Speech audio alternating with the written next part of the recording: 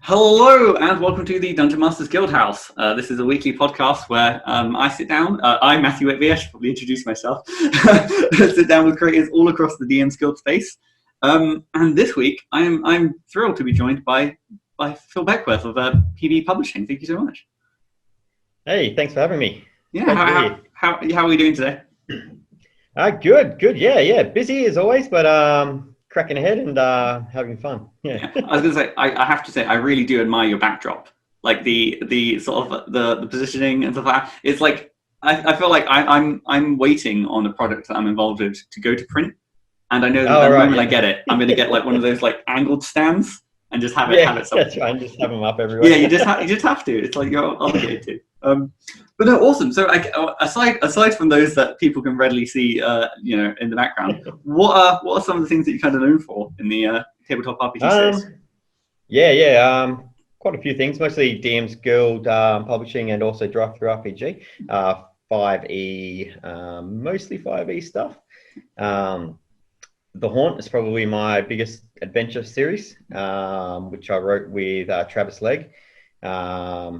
And the Wranglers of West Hallow, we've done with Alex Klippinger, and also the Rex Draconis series that I wrote alongside Michael Watt, who you've, I believe you've had the pleasure interviewed to chat with recently. Yeah. And also we worked alongside D&D novelist Richard A. Knack, known from his Dragonlance books, way back in the 80s and 90s. That was a really cool project, actually. Yeah. No, fantastic. So I must admit, and one thing that I kind of noticed that you kind of have like a fair number of like trilogies. You have like, was it the Minotaur trilogy, obviously like the Dino Wars, and JBC. The Haunt is now a trilogy as well. It is. It's not been released together yet, though. Watch this space. Ooh, exciting. So I guess like one of my questions, like one of the first questions is like, what are some of the challenges of writing for a trilogy? Just because, for my side, I've only typically written isolated one shots. Right. I'll tell you a dirty little secret. Oh. I guess the first one that I did was the Haunt. The first one I started was the Haunt, and that was only ever meant to be a one shot, and it was really popular. So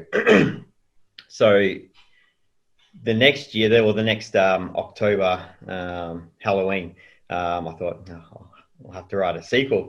I'm going to need help for this, so I ended up getting Travis Legg involved, and then that did really well. And then we thought, we better do a third one as well to finish off the trilogy. You know, horror movies always come in trilogies and the sequels and everything, so it really leads into that.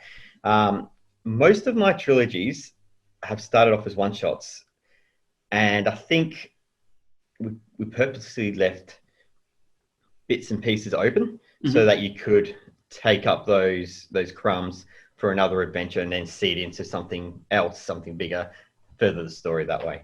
I think it's always good to leave open doors. And it's always good to leave things to the imagination of the DM, and then you've still got those to, I guess, lean on later down the track if you ever want to reopen the story again. So I guess it's the idea that even though like they build off similar themes or they play with similar characters, it's the fact that they can still operate in isolation. Absolutely, yeah, and that's right. And that's something that I really focus on as well, that they've got the ability just to be pure one shots by themselves, and I'll always try and give advice to people picking it up for the first time, if it's the second or third, and giving them advice on how to, so I guess, run it without having played the first one or two. Yeah, definitely. That's really important for me. One shots are definitely something that I think is probably underrepresented in the official capacity. So I think in the DMsGuild, it's really a strong asset there. And I suppose it is the case of like with a sort of like a 3-part adventure, you, by not having them having them so heavily tied to one into another, like if the players have a lot of choice in the first adventure, you have to consider how that impacts the final part, and then you have to keep like this branching story that just sort of expands out. That you just have to write so much more. That's true. And look, I think it's important also when writing adventures, especially trilogies, that you've got to expect that or have trust in the DM, I think, and not, I guess, worry too much about all the if, buts, and maybes, and tell the story you want to tell, and then give the DM plenty of space to be able to then weave their story through that. And I think that then that really brings the DM into it, really makes it their story too. Yeah, because I mean, it's a sort of like communal storytelling thing. So I was going to ask. So prior to the raging success that was the Haunt, how long had you kind of been throwing stuff out on the DMs Guild? Like, what was your first thing you threw out there? Oh, the first thing I threw up was Something Smells Fishy. It was a mystery adventure. I thought I'd give it a crack. It was terrible, but it's always good to look back on it, see how far you've come, I guess. That was way back in September 2016. So the guild had only really been open for 9 months at that point. So yeah, I'd heard about it sort of on the fringes, bought a couple of, I think, MT Black stuff. And then I just sort of thought, I'll give this a crack myself. And then I got involved with the community on the Facebook fan club page. Rest in peace. yeah. And I think it was Jeff Stevens invited me there for the first time, and I got chatting to Jeff, and then I got chatting to everyone and started making lots and lots of friends, and it's just really such a good community. So yeah. Yeah, no, that was it. Jeff is lovely. He's had the joy to speak to him in the past. So I guess kind of to circle background, because I kind of like, there's two things I kind of found interesting about the Haunt series in particular, because I guess like writing horror is quite difficult, and writing it when there's 5 players involved and they have a lot of agency over what. I'm curious about, like, what are some of the things that you try to do to kind of keep that sort of that haunting atmosphere, I suppose. Yeah, definitely. Look, I think atmosphere is a big thing. Atmosphere and just the feel of I guess the session. To help that, I guess in the Haunt series, we recommend turning the lights down, maybe putting on some candles, have some creepy music in the background, and also if you can, having some sound bites of giggling children and giggling children, footsteps and things like that, because the Haunt is very much a haunted house adventure that really sort of unfolds as you walk through it. Took a lot of inspiration from, I'm not sure if you've ever played on the old Seventh Guest game. No, I haven't. It's just a classic game. It's very much you walk around a haunted mansion, and stories sort of unfold as you do puzzles. And I really took a lot of liberty from that, and I made it more D&D, but adding a few beholders in and things like that. But also adding the spook and the spook factor, and really a lot of the immersive, I guess visual scenes that happen within this house. Okay, so very much like, again, taking not necessarily the horror tropes, but leaning into those sort of elements to kind of build the intended sort of atmosphere. Yeah, that's right. Yeah, it's a lot of it's about the feel, as opposed to skeleton jumps out at you. Yeah, and so that'll happen in any D&D game. So I guess following the release or prior to it, did you what were like some of these sort of like the playtesting feedback that you were kind of getting? Yeah, good. So what I actually did for the lead up to the Haunt was I put a post out onto the big D&D 5e Facebook group.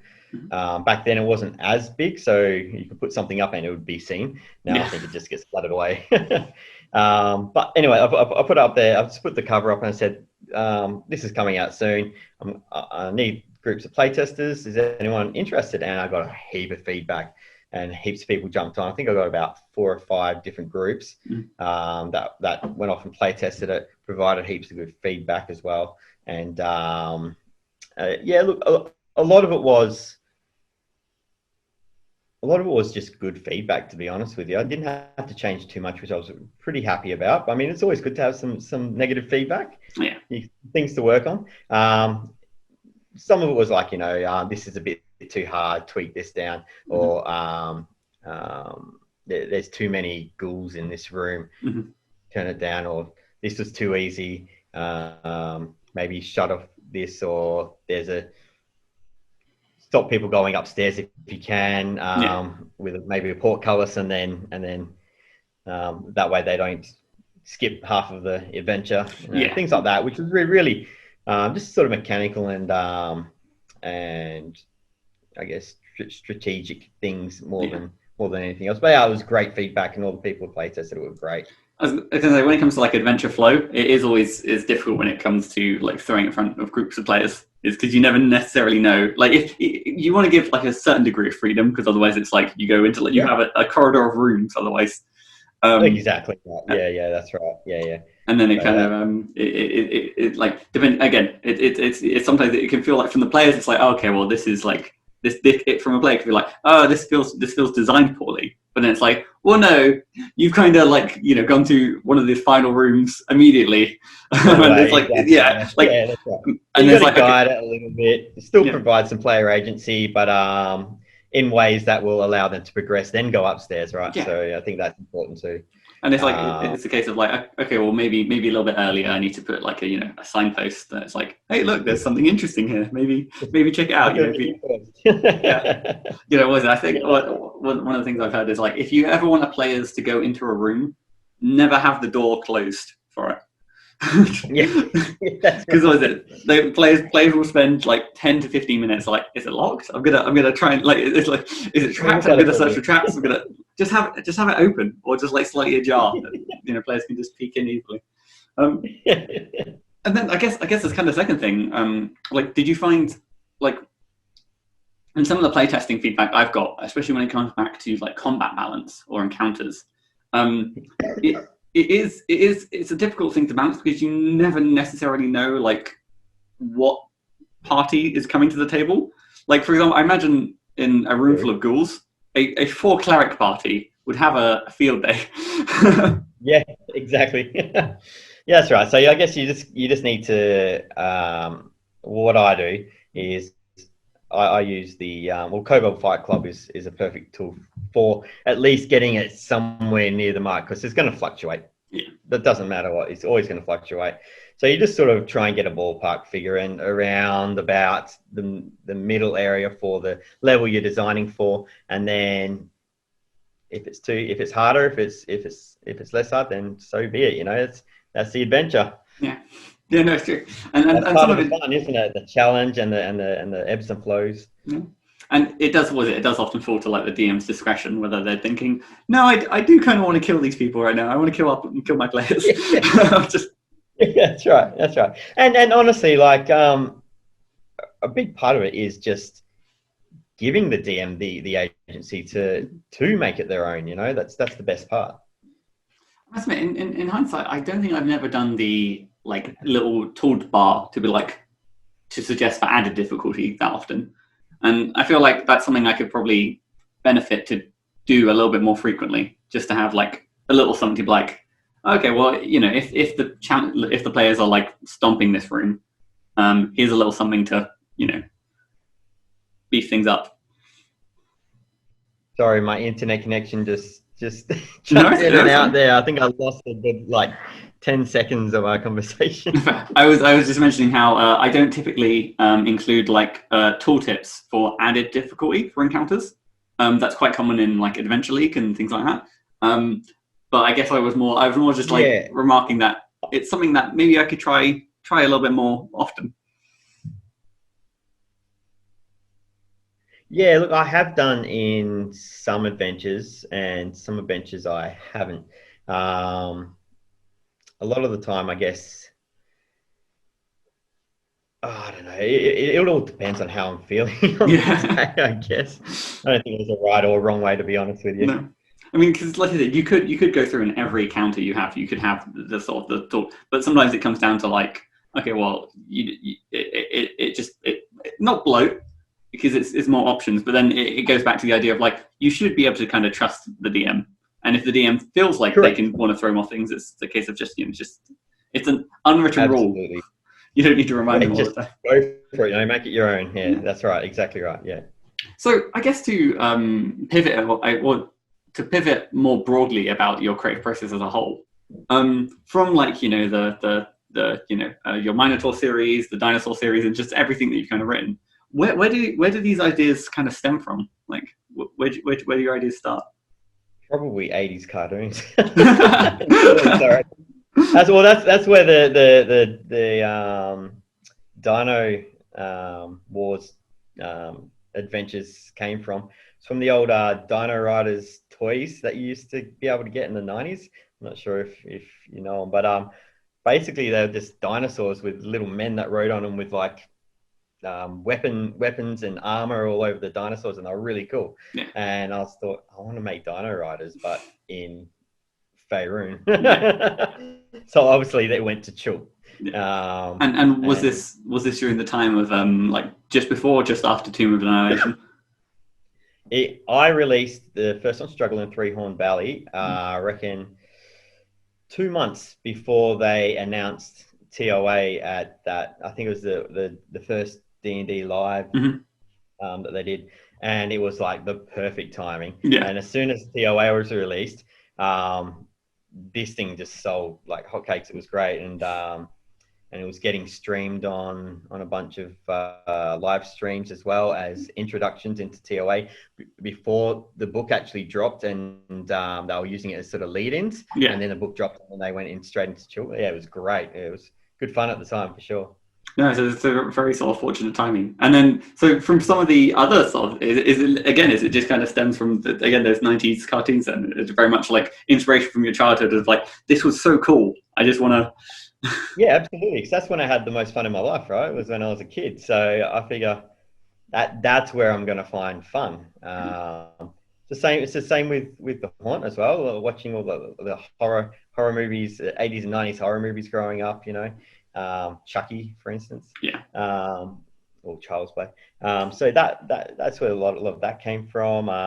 The Minotaur trilogy was really, I guess, that hatched from a love of Dragonlance, and of course the Dragonlance line's pretty much paused at the moment. And I wasn't seeing Minotaurs the way that Richard A. Knack had written them in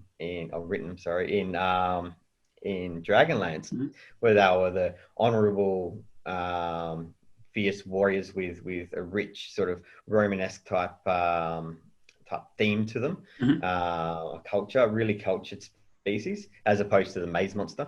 So I really wanted to bring that sort of a Minotaur back into D&D, and I wasn't seeing it anywhere. So yeah, I took the liberty there, and then from that I was really lucky to actually get in contact with Richard, and that's where I touched base with him for future projects. But in this, he actually he saw it and he loved it, and he wrote the foreword for the book too. So I was really stoked with that. That's fantastic. I mean, it is kind of amazing where, like, again, it's like inspired by these sort of creators, and to just be like, hey, I kind of want to do this thing, and obviously them being D&D fans as well, it's like, hell yeah, I'm gonna get involved. I'm curious. Yeah, that's right. If like, I can't remember, is Dragonlance one of the approved settings on the DMs Guild? It's not approved on the DMs Guild, no. So you had to get sneaky with it. And that's right. And I've got so much ready just to go. As soon as they allow us to, I've got so much ready to go. But I'm not sure if that's ever going to happen, to be honest. So I'm curious, just because I'm not too familiar with like the Dragonlance setting, but it was very sort of like it's like a sort of feudal chivalry. Is that kind of like an accurate, like a fantasy? It's very, I guess it's very. It's almost. It's good versus evil, straight up good versus evil. There's not much gray area, a bit, but not much. It's set in a high fantasy setting. I guess it's almost like a space opera, but with in a fictional fantasy setting, in a high fantasy setting. Very epic storytelling with a big story arc. It was very story driven. I think it was one of the first campaigns that was really a full, like it was a 12 module epic story arc. Yeah. So and with that, of course, came out all the novels, which really helped drive that fanfare as well, and got people into the world and really immersed them. And those books just went crazy on the New York Times bestsellers list and things like that. So, and it just boomed from there, I think. And so was Dragonlance like one of the first sort of the first bit of D&D that you kind of got yourself involved in, or was it? Yeah, it was. Yeah, that was my my gateway drug into D&D. was Dragonlance. A mate of mine, I think, back in, I would have been about 18 years old, and he just handed me this book. I read it, fell in love with the characters and the story, and then realized it was a world where that derived from the D&D game, and then I started looking into D&D from there. No, fantastic. Yeah, no, honestly, I do hope, I do sincerely hope that the DMsGuild does slowly, if not like, just one day they just open up all the other things, just because I think it would be so good. It would be so freeing. And especially, like, so when you say you've got stuff that you're sitting on, is it like 2 to 3 like complete projects that are pretty much ready to go? Pretty much, yeah, that's right. No, and others up here as well, So. And then there's because I run a weekly game in Dragonlance, so I have a lot of material that I've given to my players, which I can always flesh out and make it publishable as well, right? So if you don't mind me asking them, so what were some of the things that you kind of did for the Minotaur trilogy then to like allow it to be kind of DMsGuild friendly in the current? Right. Yep. So I mean, it wasn't, I guess, direct a Dragonlance ripoff or anything like that. I just wanted to take the themes and keep those strong themes that I love from the Dragonlance Minotaurs and put that into a generic setting, a generic area. It wasn't Faerun, wasn't Dragonlance, wasn't anywhere. It was just a town and then a Minotaur settlement and the interactions between the humans and the Minotaurs and things like that. And the other thing I did was recruit JVC Parry to help me write it. So, and that was amazing. Yeah, he did an amazing job on that book with me. Yeah, I suppose. Yeah, I suppose that's kind of like for people who aren't necessarily aware of Dragonlance and all that, they would come to the product thinking, "Oh, this is a very nice sort of setting agnostic, just Minotaur fortress or civilization." And then obviously those who are in the know, they just go, I recognize these very sort of Romanesque, Minotaurs. Yeah, that's right. Nah, fair.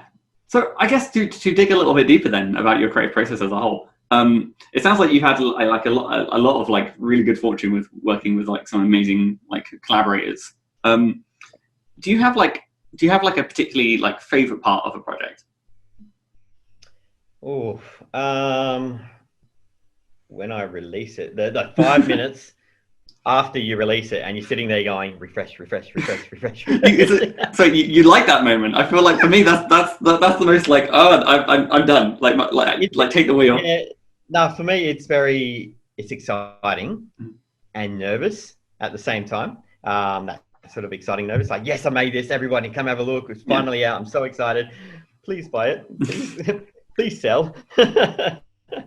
Yeah, no, the product release date is always so stressful. You're like combing over the product page to make sure that you've got rid of all the typos, or like images are like appearing the right way. And there's always something that pops up, something that you see a week down the track and go, But so I guess when it comes to like the creation then and actually writing it, are there sort of like moments throughout the process that you kind of find yourself like enjoying? Yeah, I think my process is I sit and I think about the story or what I want to do for probably months before I really put anything down or start mapping anything out. And I really start thinking just general thoughts, like in the shower, washing my hair, and I'm just thinking about things, and things just sort of come to me. I really like that sort of process when I'm driving to work for an hour every day. I'm thinking about things that can happen and what I want to do with it. And I find that really relaxing, really zen. And then when something clicks, it's like, oh yes. I think that moment is really, really good. It's something I really like. The actual writing of things, I love writing encounters. Encounters are probably my favorite thing to do out of everything. It's just one-off encounters are great, you know. And I do those all the time, just releasing on my Patreon. A book that I'm working on with you. I was, as you were saying, it's like writing encounters. Wow, it's funny that we've both been writing, 150 or so. Whole book's gonna have what, 650 encounters or something? Like that? I think I don't know. Has it been? I don't know if it's been announced fully yet, but yeah. But at the very least, me and Phil, we've been writing a lot of encounters. But funny enough, so I was speaking to kind of Mika after we had our chat about it, and the act of writing 150 encounters, of like writing so many with, I feel like it has really helped me as a creator, because you're forced into being very creative when you're like, you have a limitation of like, okay, it has to be these monsters, and it's like, okay, well, you can expect that players have encountered this group, like these types of monsters, 500 times, and it's always just been the same type of like, we hit them, they hit us, a wizard throws a fireball, done. But yeah, no, I kind of share your like love of writing encounters, because it's just like it's you again. It's like it's the case of like subverting expectations, or taking something like taking a normal encounter and just placing it somewhere interesting. I'm curious if there's any sort of like tips and tricks that you'd like to use for like writing an encounter. I'm gonna probably steal something here. That this is stuff that I learned off of a lot of other people, listening to a lot of other people, and one of my true heroes in this respect is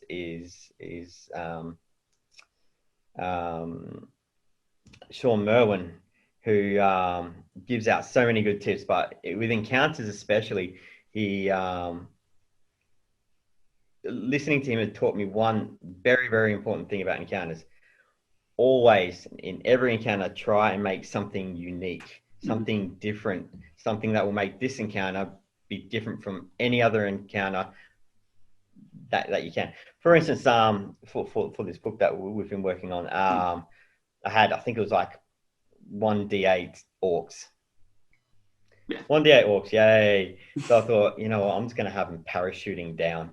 So I had them on giant bats flying over the party, because they're in the wilderness, and have them jumping down in parachutes and short bows.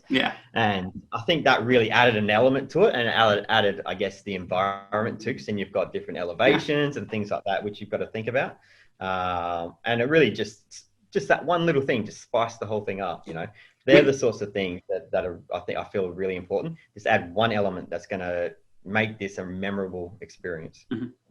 Yeah, no, 100%. Yeah, I think it's the sometimes I feel like just by trying to give the enemies just a little bit of character. So even at the very least of like among like a group of something, just having one particular one that stands out, or is like, a little bit eccentric, or like red eye patch. Like a goblin with 2 eye patches. And I think again, I was thinking, like, if you come across like a group of goblins and there's a goblin there with 2 eye patches, that's memorable. Yeah, right. And after the players like defeat all the goblins, and there's one goblin going like bumping into his dead mate. There we go. We've written encounter in between the two. I probably am gonna make a note of. Yeah, done. Ship it. Works here, done. No, interesting. And then I take it, yeah. So you kind of use that sort of inspiration of like always trying to make it unique in your own sort of products, and kind of pushing through in through encounters. Absolutely. Yeah, that's right. No, fair. And then I guess like, so the other side of the coin then is there any part of like a project that you kind of like don't quite enjoy as much? Yes.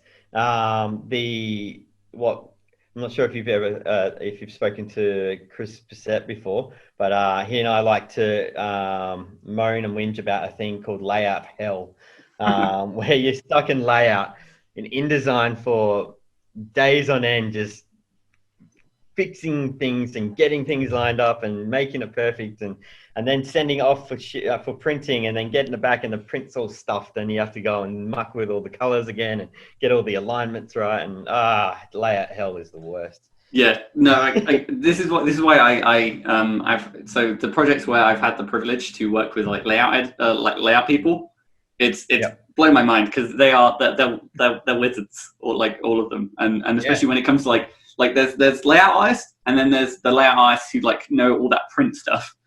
It's like I can't imagine.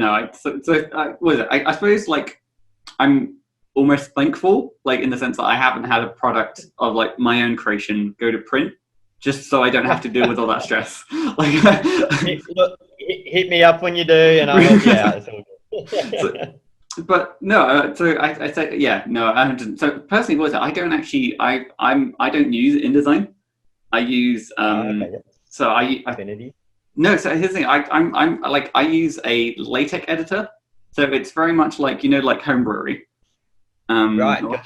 But it's called Overleaf, and it's basically it's similar to it's basically like Homebrewery, but I have more control. And someone created this template ages ago for like D&D products, and over like the many products, I've fully sort of chipped away and given. It's weird working using like a LaTeX editor, or like just because obviously you don't move it. Like 9 times out of 10, there's so many times where I want to click an image and just like drag it in the right place. That every other, but with this, you're working with like numbers and like you're like, I need to do like 2 pixels over. Insert space 3 pixels, or whatever it is, and it's a case of like, then you see it, and the 3 pixel you thought was going to put it there puts it on the next page, and then so I think universally everyone, like people, non-layout people, when they fight, it's a fight. You're fighting with layout. You really are in hell, layout hell. So it's for you, that's kind of like I suppose it's nice, because normally at that part you are like, the product is done. It is just getting it through. Done, getting through that sort of process. I think it's more the monotony of back and forth and fixing this and that, and I just want to have it done at that point. No, fair. And then I suppose like on the is there anything on the writing side necessarily, or is it very much like you?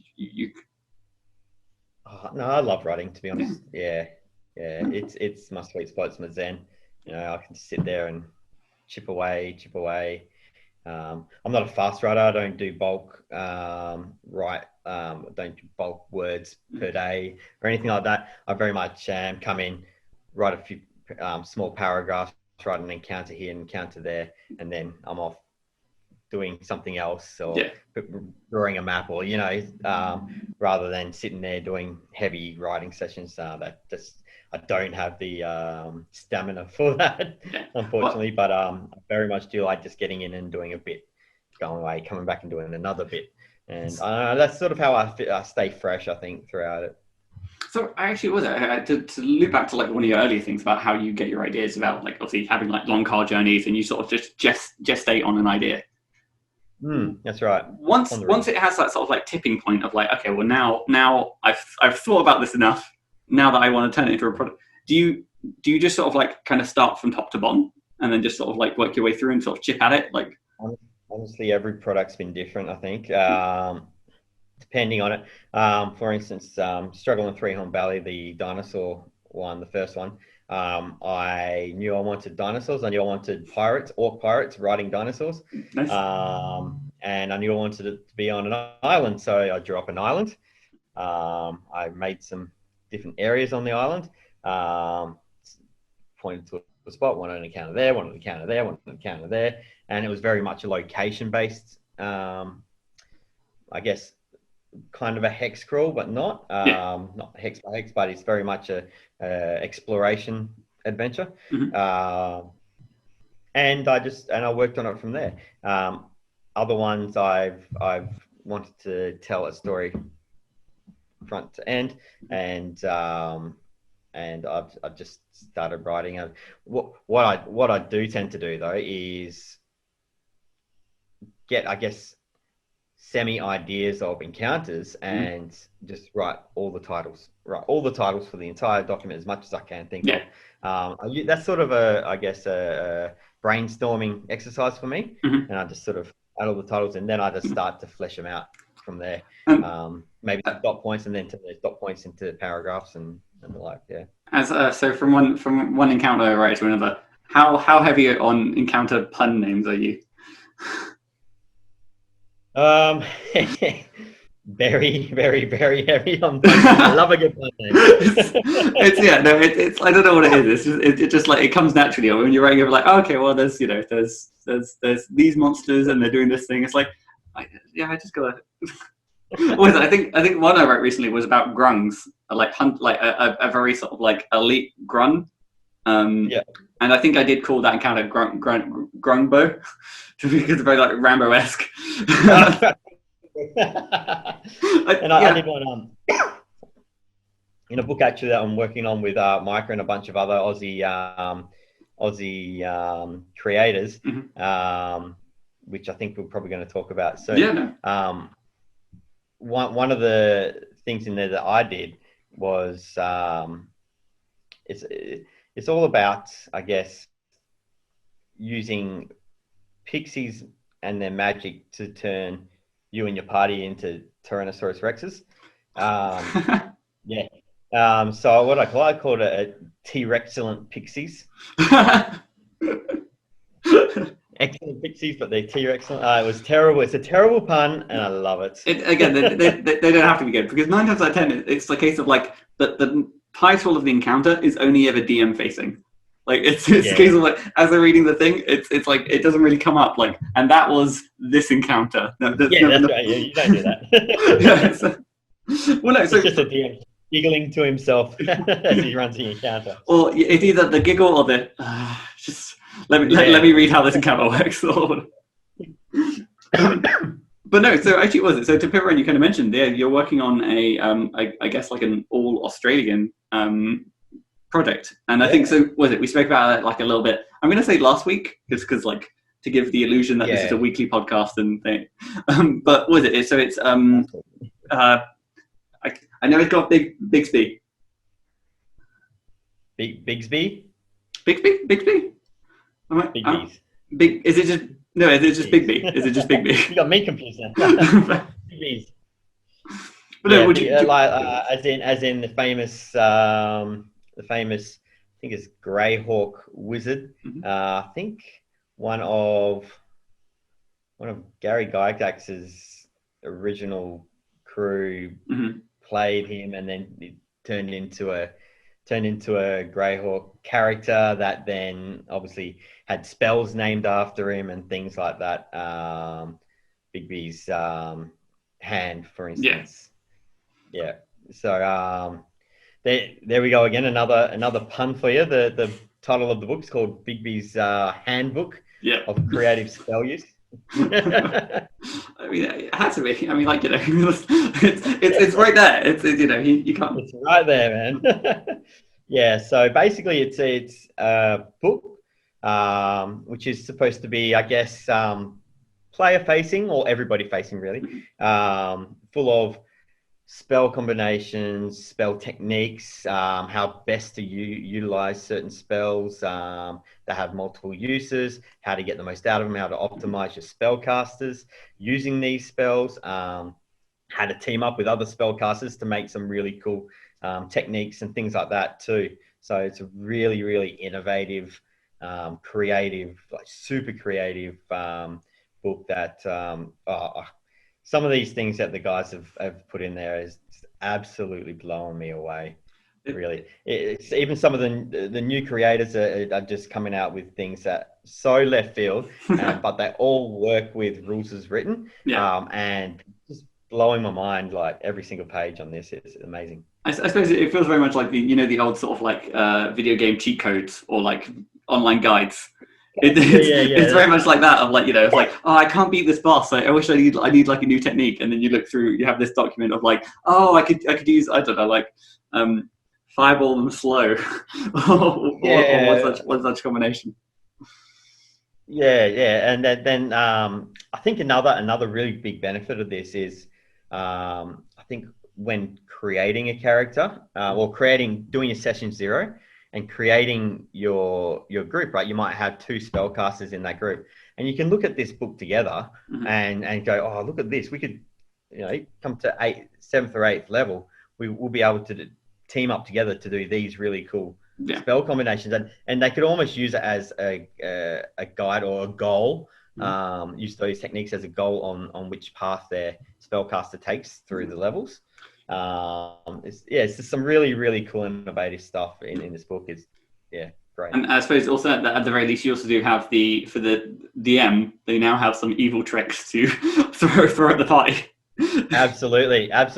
So this book is the brainchild of Justin Johnson, another Australian, great Australian creator and editor, and just great guy in general. He came to Mike, I think, first, and he just needed some help with I guess managing the project from a project management level. So he went to Michael first, and Michael was a bit busy with a bunch of other things. I think he's just announced Faith of the Forgotten Realms 3. So he was probably really busy with that. So he said, go to Phil. Phil might be able to help you out. So Justin came to me, and we had a chat, and I said, yeah, I love this idea. Let's get a team together. Let's get it cracking. Because at that time, it was just him and one technique idea. And that was it. And I was like, we could turn this, and this is what I envisioned this could be. And he said, yeah, love it. So we went out. So at that point, I just created an all-Australian like RPG creators Discord server, which has got tons of really cool people in there, like Merrick Blackman, MT Black, Michael Watt, all of the guys that are on this project as well. And basically, I just went out to the server and I said, look, we're putting together this book. Hands up, who wants in? And we got about 7 writers put their hand up for it, and then we had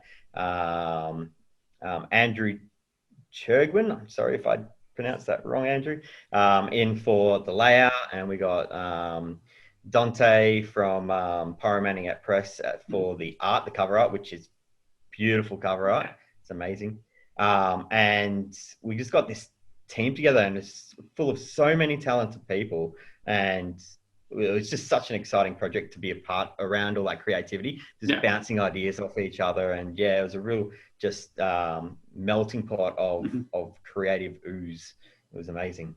Yeah, no, I like I said, there's something like really sort of invigorating about like a collaborative project that just sort of clicks, where everyone kind of like and I imagine especially when it's the essence of the product is okay, let's try and be creative, or it's a case of like let's try and think outside the box, throw everything at the wall and just kind of see what sticks. It's exactly right. And it just makes the whole idea just so much more colorful too, and it's all the different voices in this book. It's great. I love it. No, fantastic. So I guess that kind of like I'm gonna again being a podcaster, I'm gonna adjust my questions on the fly. You kind of mentioned like a lot of like really like fantastic names that you managed to sort of get involved with and sort of build the community. Are there like some names in the DMsGuild community that kind of like inspires you to? A lot of people that. Chris Bissett is one of my very, very good friends from the guild, from the early days of the guild, and he really inspires me. Just his creativity to be able to make up RPGs on the go like this. I'm sure he blames it on his ADHD, but I blame it on his genius. yeah, he's just an absolute champion. So he really pushes me to some really cool creative things, and I'll bounce a lot of things off him. Um, Guys like James Introcaso, Sean Merwin, those sort of big hitters have always been great with, especially their advice. And even when I've gone to them and asked them questions, and they've always been really welcoming and to give advice where it's needed. Empty Black, always showing lots of support to me. So yeah, a lot of those guys who I guess are the big names around, but they're all really, really great people and really welcoming to give lots of advice. No, fantastic. Yeah, again, that's always like my warm fuzzy question. But no, so many good people in the guild community, and then the RPG community, even larger as well.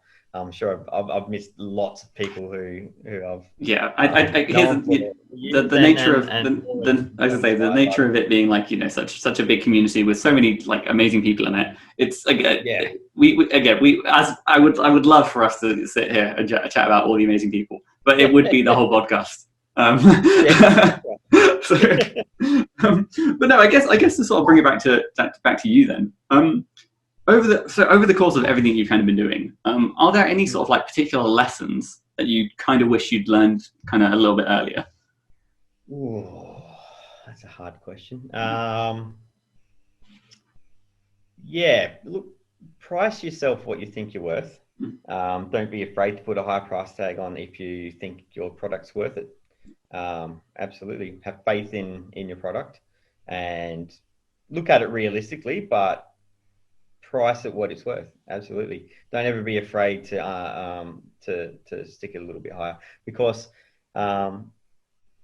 as you well know, pricing in the RPG industry is pretty deplorable, and just that equilibrium at the moment where what people will pay for a product is very low. It definitely was very, very low when I first started in DMsGuild. It's risen a lot since then in the past 4 years. 4 years. But yeah, just price it what it's worth. Yeah. And I suppose was it in the past sort of speaking, it feels like, especially that it also applies to like new creators coming on. I think there's always like a certain like desire to be like, okay, well, I'll put this as pay what you want as my first product, because like it's like just slap a price on it. You're at the very least, it's like it can't hurt. And then obviously someone will like it, right? So and I think again that's one of the things that again we've both managed to see over the course of like the DMsGuild is the gradual uptick in pricing.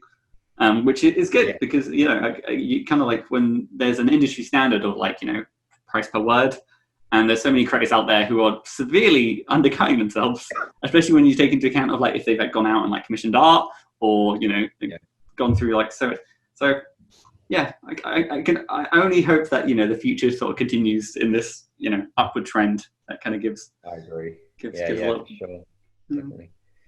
Oh, nice. Then, so I guess looking to the future, sort of speaking about on upward trends and like looking to the future. What do you have like a particular like dream project? I guess we have kind of touched on it. I suppose it's like a lot of Dragonlance content.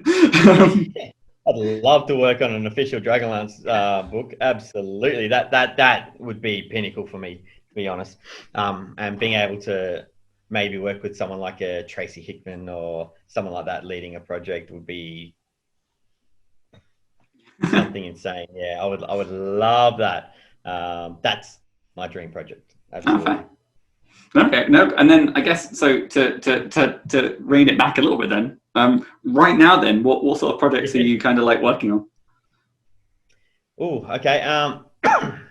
I'm working on something through my Patreon called the Dracosphere, which is pretty much the Dracosphere is my sort of Patreon setting, right? So it's a world, where the world is on the inner crust, the inner core Ooh. of yeah, that's right. And then there's sort of like a reverse gravity, Mhm. and then there's like these shards of stone which sort of float in and out of like I guess a foggy cloud in the center, Mhm. which sort of represent where the moon and the sun and that come from, and it's very magical based around that.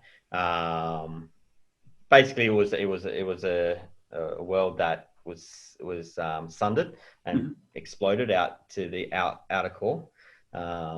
And so I'm writing an adventure for that, slowly but surely, Yeah. and I'm releasing it to my Patreon followers Mhm. um, as we go, and they're getting this adventure as it's being written. Oh. And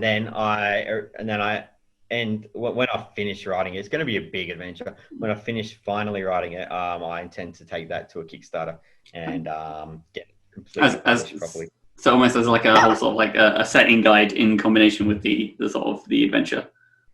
Yeah, exactly right. Exactly So right. Yeah. I have Yeah. kind of And then, sorry, I have kind of a quick question just because like so I don't have a yeah, Patreon, but I'm curious about like the process. So like obviously we'll have like a link to your Patreon like in the description in the bottom, but like I'm curious about like how do you run your Patreon? Like how do you like keep people? I've gone through many iterations on how what sort of content and how I'm giving that to my patrons. And I've tried lots of different things, and I've kind of settled recently on releasing encounters. Mhm. So a lot of the encounters I'm putting into the book that we're working on. I'm sort of releasing a few here and there with Max's thumbs up on that one. Yeah. Sort of releasing like one or two every month just to my patrons. And then I also release maps whenever I make a map. I throw it onto Patreon as well, so that my followers in there just get everything I'm making basically for free. Yeah. And every single adventure that I write and release under the PB Publishing banner, I give immediately to free to all my patrons as well. So pretty much they just follow any sort of creative work that I'm doing, Yeah. and they reap the benefits of that Fair. So basically. so it's like an ongoing subscription to your adventure content. Or to anything I'm making, really. No, Whatever I'm interesting. making at the time, and I just share it with my patrons. Yeah. And then I'm curious, Um, like, so what were some of the earlier things that you kind of felt didn't quite work? I tried to do monthly maps. I do maps. I do digital maps as Mhm. well. But I find because I'm not hugely talented, but I do well enough to get by. Yeah. It takes me a lot of effort and energy to get something that's really good. Mhm. Whereas someone who's just talented can just pop them out, right? Yeah. So it takes me a lot of energy and time to do it. And I found that doing that, having I guess um, the promise or The to obligation. release one per month. Yeah, the obligation to release one per month. I was burning out really Mm. quickly doing that.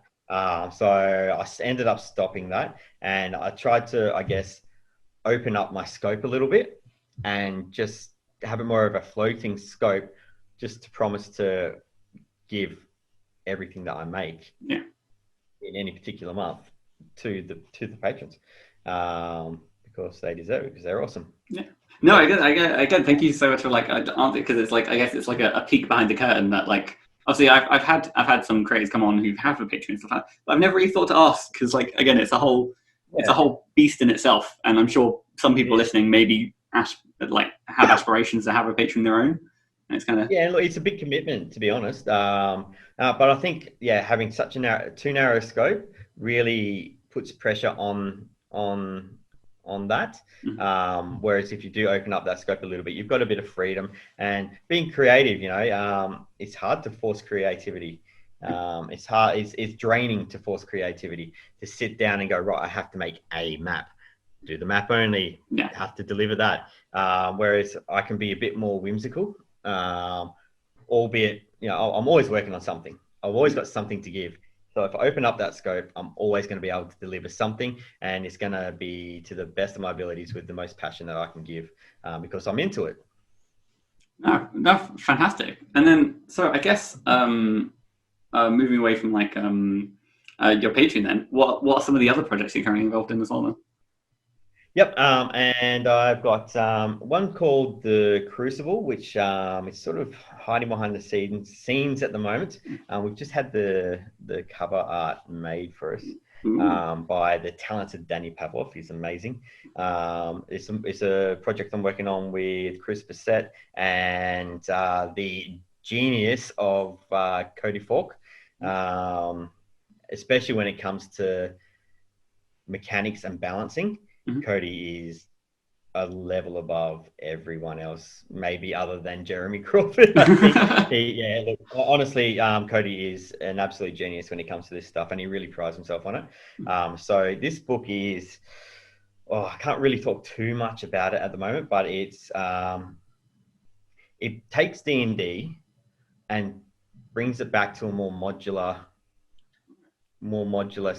setting building experience. So this book's going to be able to give you a modular way to build a setting, to build, rather than races, it'll be building entities, building characters through modular features, as opposed to having a set in stone way to go. That's just one part of it. But basically we're calling them entities, right? Because every entity is going to be different. They're going to be so unique with all their different features that it's sort of like making a Lego building block of an entity, right? So and then just modular ways on fleshing out a setting as you wish, and then being able to sort of grow that dynamically as you play through it. Interesting. That's sort of the idea. And I suppose to talk about your contribution to that project is probably going a little bit, it's probably like a little bit too, well, I guess I'm coming in as publisher and also as a writer as well. Nice. So there you go. That's a good, very sort of like businessy blanket, like so that'd be under the TV publishing blanket there. That's right. Fantastic. And anything else? Because it does sound like you're spinning quite a few plates. I'm always spinning lots of plates. What else have I got going? Rex Draconis. I've got the second adventure for that, which Micah and I are slowly working on while we're doing everything else sort of in the background. So we ran the first Kickstarter, would have been about a year and a half ago now, and that was hugely successful. We released the adventure Rising Tides, and a couple of sort of supplementary books that go along with it. So we're working with Richard Knack on that as well. And so he's written novels, four novels so far, in this setting. So it's his new novel setting, and he's asked us to write the RPG content to go along with it. Is that within the 5e setting, or is it like a whole new system? Well, we released it for both 5e OGL, 5e and Pathfinder 1. But now I guess Pathfinder 2 is coming out sort of right as in the middle of the two projects. Not sure if we're going to keep going with the Pathfinder side of things. That was really Micah's speciality. His part of the project was very much, some of it was very much turning what we wrote for 5e into Pathfinder compatible adventures. I suppose, unfortunately, and like during the timeline of a project for a whole new edition of something to come out, I can imagine it. It definitely throws one or two wrenches in. Does it? Yeah. Oh well. Amazing, and absolutely, it sounds like again to have the I suppose the honor to continue working with an author, and to have their their wisdom to handle the law side and everything. It's like you get to. Richard Knack is a machine, by the way. He pumps out books like I would never be able to do, and just the creativity and the genius behind it is something insane. Just watching him work is a whole other thing. Does it sometimes so with every new book release, do you feel like you have like reading homework? It's the case of like, oh no, I need I better catch up on this chapter. Yeah.